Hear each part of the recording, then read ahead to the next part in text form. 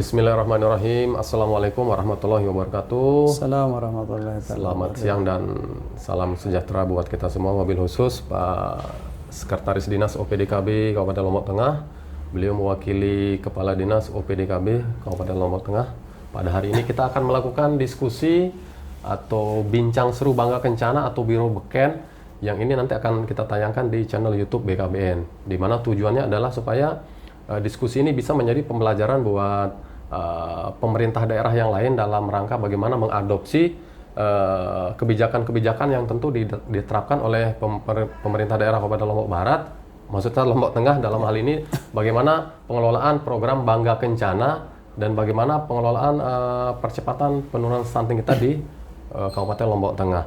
Jadi yang hadir pada hari ini Pak Sekdis, insya Allah nanti kita akan banyak berdiskusi terkait dengan stunting dan grand design ke depannya. Yang pertama Pak Sekdis, kita langsung aja mulai diskusi kita. Kalau kita lihat data SKI, bahwa Kabupaten Lombok Tengah termasuk salah satu kabupaten yang luar biasa penurunan angka stunting kita. Dari angka 37,0 di tahun 2022 menjadi 17,6 di tahun 2023. Jadi ada penurunan sekitar 19,4. Ini sesuatu yang luar biasa tentunya. Nah, kita ingin menyimak, kemudian sedikit mengupas kira-kira seperti apa strategi yang selama diterapkan oleh Kabupaten Lombok Tengah sehingga bisa menghasilkan penurunan yang begitu prestisius. Pak Sekdis, kami persilakan. Baik, makasih Pak Sten. Assalamualaikum warahmatullahi wabarakatuh. Waalaikumsalam warahmatullahi wabarakatuh. Salam sejahtera untuk kita semua. Jadi izin Pak Sten, disampaikan tadi itu satu kalimat pertama yang kami sampaikan adalah alhamdulillah gitu. Alhamdulillah. Jadi Lombok Tengah ini memang pernah menjadi zona hitam gitu. Zona hitam di nasional, malah dulu di launching 10 desa menjadi lukes pertama di tahun 2019 oleh Pak Yusuf Kala waktu itu. Karena memang Riskesdas itu bicara Riskesdas ya, cukup tinggi angka kita. Kemudian seiring dengan waktu di tahun 2022 juga dilakukan survei kesehatan Indonesia. Angka di Lombok Tengah pada saat itu 37,1%, 37,sekian% lah gitu ya. Dan alhamdulillah kemarin di SKI terbaru 2023 kita turun menjadi 17,61% untuk tahun 2023. Jadi ini adalah angka yang cukup menggembirakan buat kami gitu. Kalau kita sandingkan dengan data EPPGBM, ada penurunan, sama-sama ada penurunan, tapi angka yang berbeda gitu. Kalau di EPPGM kan total coverage gitu kita lakukan, itu dari angka pada tahun 2022 itu hampir kalau nggak salah 20,81% gitu. Kemudian di tahun 2023 turun menjadi 13,34% di EPPGBM. Sama-sama turun tapi angka yang berbeda, kan itu dari yang berbeda gitu. Nah, ini yang kami lakukan, kami selaku Sekretariat TTPS di Lombok Tengah, yang tentu ini kita mengayomi beberapa teman-teman OPD teknis, teman-teman dinas kesehatan, teman-teman di PMD, Bapperida, dinas sosial dan lainnya itu terwadah dalam satu rangkaian di TTPS gitu. Nah, di sini pada tahun 2023 ini betul-betul ketua TTPS kami ini concern gitu. Jadi beliau sangat responsif sekali terhadap bagaimana menurunkan angka stunting di Lombok Tengah. Sehingga setiap bulan kami ada meeting khusus di ruang Pak Ubub, meeting khusus mengawal sasaran, mengawal intervensi gitu. Jadi monitoring langsung. Dia orang yang senang turun gitu. Senang turun ke desa, langsung turun ke puskesmas, langsung turun ke desa gitu.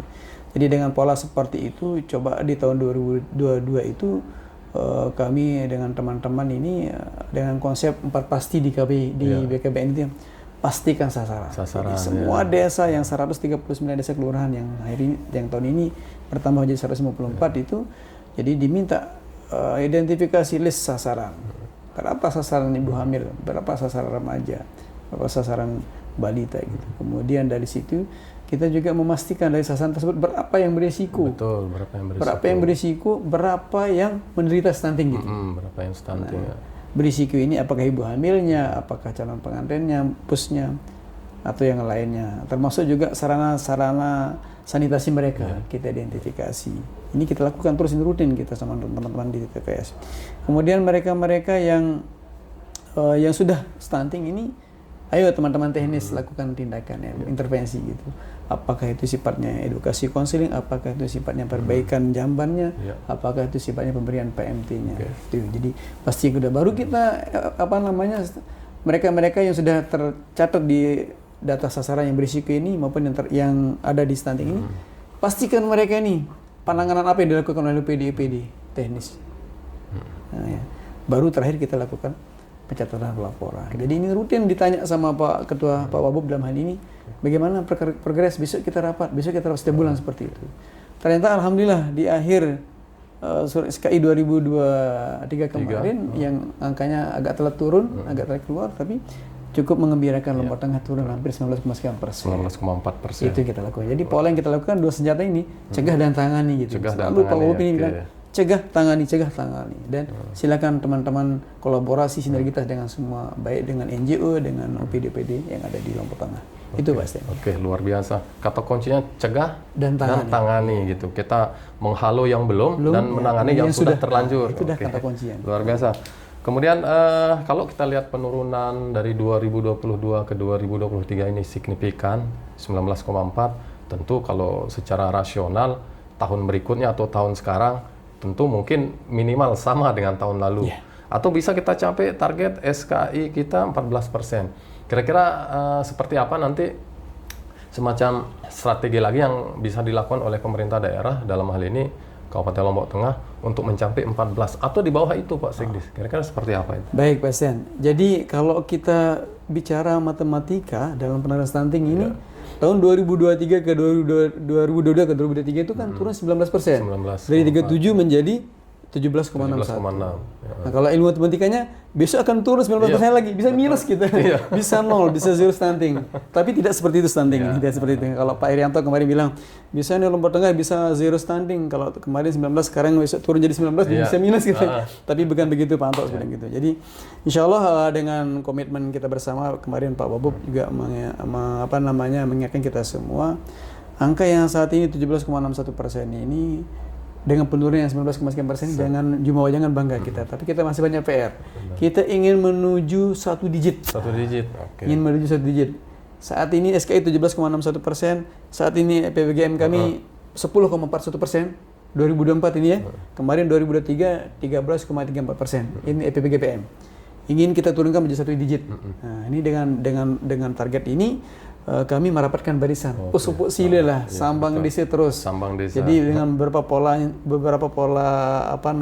inovasi yang coba dikembangkan oleh beberapa PD, kemudian arahan dari Pak Wabub, kita ada juga gawe desa.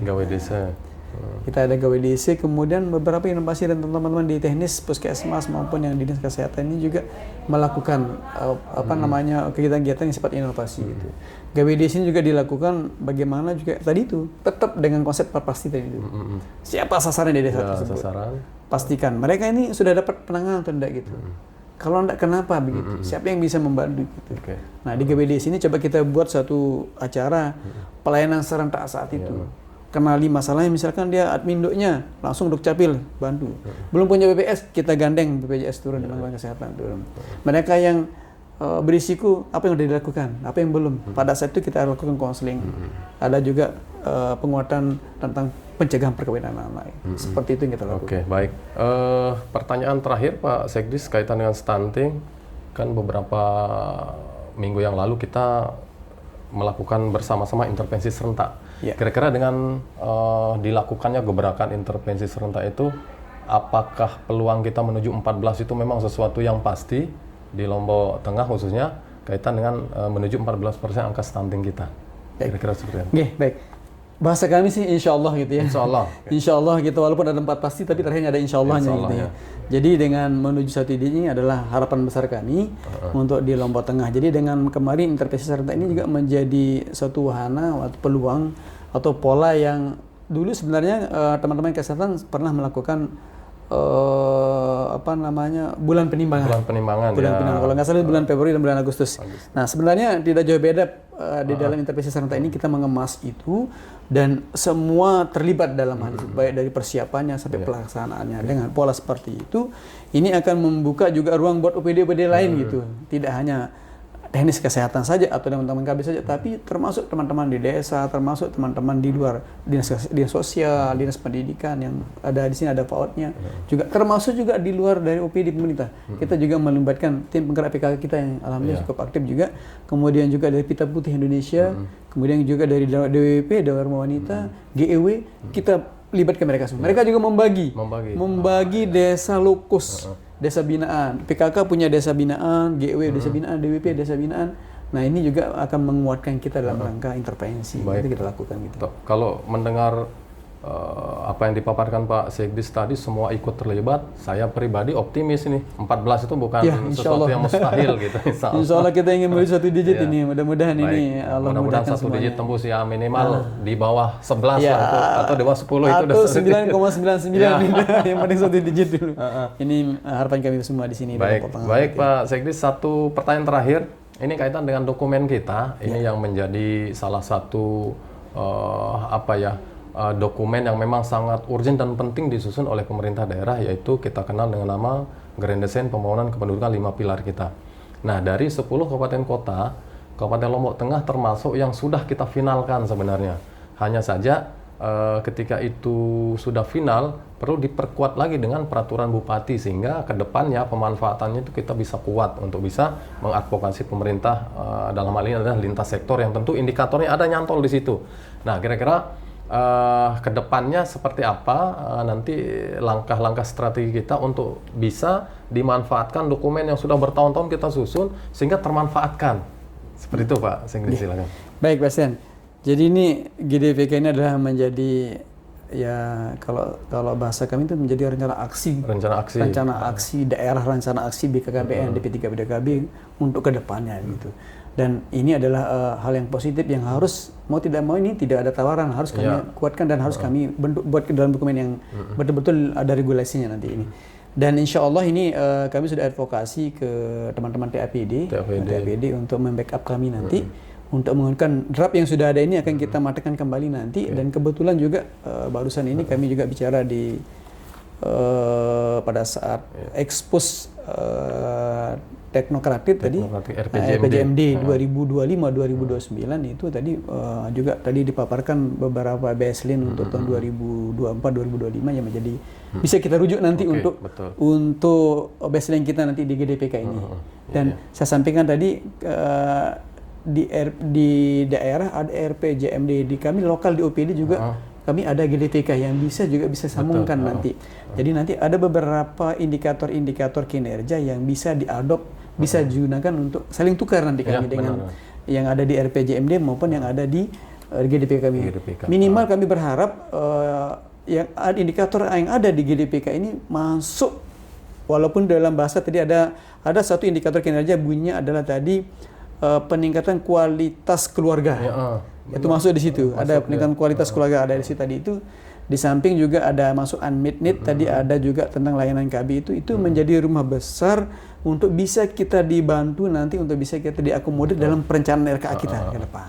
Nah, tinggal nanti kita kuatkan, nanti kita update kembali draft yang sudah ada ini, update kembali dan kita matchingkan dengan indikator kinerja yang ada di RPJMD, walaupun di RPJMD tidak detail sekali, tapi itu menjadi rujukan kita untuk bisa kita turunkan nanti menjadi sub-sub indikator yang ada di GDPK kita. Kami optimis Pak Stan nanti. Insya Allah untuk 2025 sudah teranggarkan. Insya Allah kita akan pihak ketiga kan malah. Saya bilang Benny, ayo kita sama-sama yuk. Pihak ketiga nanti kita sebagai pengamat dan sebagai memberikan masukan nanti. Jadi nanti mungkin ada di pihak ketiga nanti tahun 2025. Baik, terima kasih Pak Sekdis, luar biasa. GDPK kita ini akan menjadi rujukan nanti untuk penyusunan rencana pembangunan jangka panjang maupun jangka menengah kita di Kabupaten Lombok Tengah, sehingga itu bisa terakomodir indikator-indikator bukan hanya bangga kencana dan percepatan penurunan stunting, tapi juga indikator lintas sektor lain yang tentu GDPK itu adalah kepunyaan semua sektor lah, sederhananya seperti itu. Sehingga itu yang akan kita bangun untuk jangka panjang 25 tahun ke depan. Terima kasih Pak Sekdis, luar biasa. Diskusi kita ini singkat, padat, tapi komprehensif. Insya Allah bisa menjadi referensi gambaran buat pemerintah daerah lain dalam rangka bagaimana mengadopsi kira-kira strategi percepatan penurunan stunting di Kabupaten Lombok Tengah, penerapannya seperti apa sehingga itu bisa diadaptasi atau diadopsi oleh pemerintah lain, termasuk juga bagaimana rancangan dokumen GDPK kita nanti akan termanfaatkan untuk pembangunan Kabupaten Lombok Tengah. Sekali lagi terima kasih atas waktunya Pak Sekdes yang luar biasa. Sekali lagi kami ucapkan selamat atas penurunan stunting yang begitu luar biasa. Semoga kita harapkan di tahun ini juga tentu akan luar biasa penurunannya. Akhir kata, kami atas nama pembawa acara mengucapkan terima kasih dan salam BKKBN. Berencana itu keren.